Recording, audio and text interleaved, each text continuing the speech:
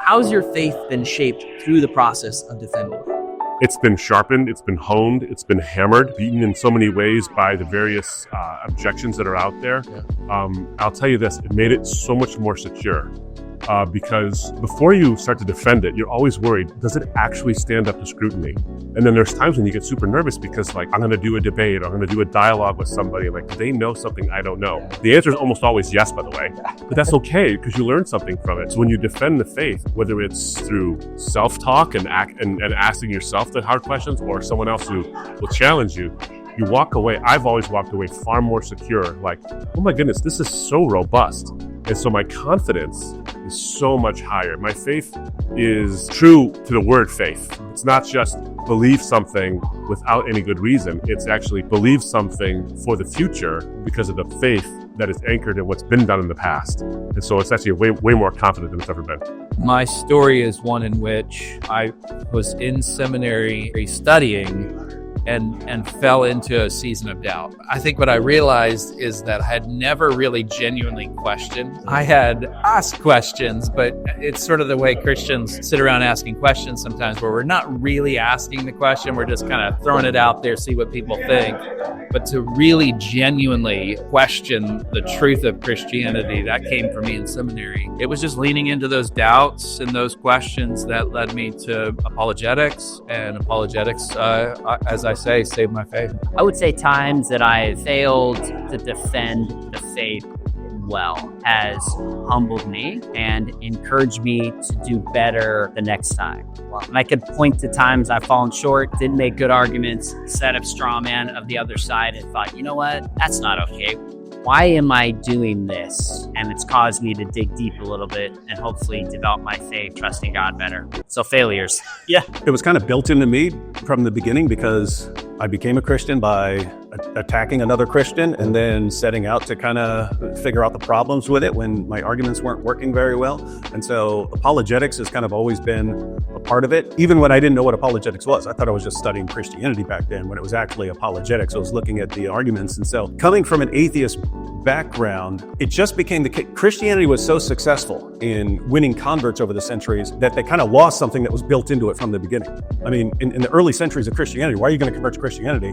You're just going to be persecuted. You had to think there was a good reason to do it, so you convert. Later on, when everyone in your society is a Christian, you don't have to defend it. And so you don't have to do apologetics. You don't have to learn arguments and reason. Everyone around you is a Christian. Then later on, when you get challenged, people no longer realize why they're Christians. They don't know what the arguments are.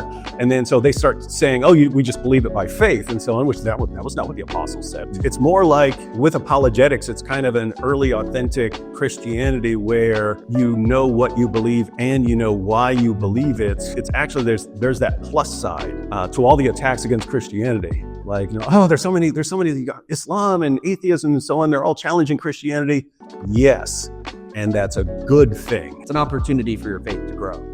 Yeah, I think I've probably just discovered a lot more about God. And I think many of the objections towards Christianity raise questions about who God is and how he's chosen to make himself known to us, the kind of revelation that he's given, help us to think about God's end game. What is he wanting us to be formed towards? It's just given me a better appreciation for the whole of the Christian story and how it speaks to life's deepest questions. That has made me understanding of what my role in the world is. As a human being, as a follower of Jesus, who I'm meant to be becoming, it's just inspired me to live more towards that end. I remember when I first studied something like the argument from contingency, which essentially, if anything contingent exists, God must exist necessarily. The illustration I like to give is, why do I exist? My parents, right? Because I am contingent. I didn't have to exist, so something else must explain my existence. My parents. Well, why do they exist? Their parents. And if you keep doing that, you get to an infinite regress. I would never exist, but I do exist, so therefore there must be a necessary being at the foundation of all existence. When I first read that and came to the realization that God doesn't merely exist or happen to exist, it's logically impossible for him not to exist. Wow. He is metaphysically necessary. And so the next time I prayed, I had to remind myself, I'm not just praying to a God like a Mormon God who happened to be or earned something to be, but a God that has always been, and it's a metaphysical impossibility for him not to be. And that in and of itself just blew my mind. I think this is probably true more earlier on in my faith, although it's still true in some ways. I think we talk about habits as well. one of the habits we have to cultivate is we have beliefs that are quite firm for us, right? But even the way we hold them, sometimes we have to hold them a little more openly. And I have found a tendency to try to kind of constrict Christianity to kind of my version alone. And I think being open to others, even outside the faith, like as they've pushed on me on some things, I've had to kind of be a little more open to, that isn't the only way to think about this. Like, I think within the Christian view of the world, like there's actually quite a lot of space. And in many ways, it's unbelievers that might push me to kind of reconsidering, wow, is that how I want to think about the nature of God's love? Or is that how I have to wrestle with that. So I have found that it's in a healthy way, I think, pushed me out of maybe kind of reducing things down into overly simplistic categories. Yeah. I think of the phrase, in essentials, unity, and non-essentials, Yeah, liberty, totally. in all things, charity.